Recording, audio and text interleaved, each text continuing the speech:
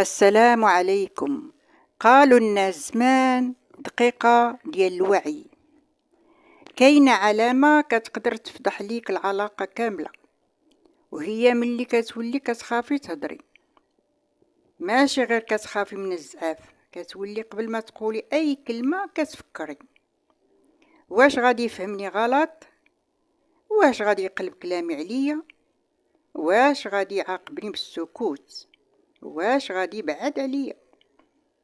وبشوية بشوية كتولي كتخبي رأيك، كتبلعي كلامك، وحتى الحاجة اللي كتوجعك كتفضلي تسكتي عليها. وهنا خاصك توقفي وتسولي راسك، واش انا كنحافظ على العلاقة ولا كنضحي براسي باش ما نخسرهاش؟ حيت العلاقة اللي فيها الأمان كتخليك تكوني على طبيعتك، ماشي تعيشي كل كلمة بالحساب.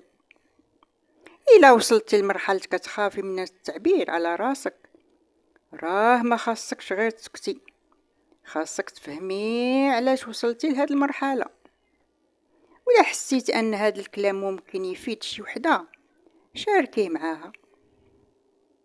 وشكرا لجمهوري الغالي، انتم اللي كتخليو كلام جدادنا يوصل للقلوب اكتر.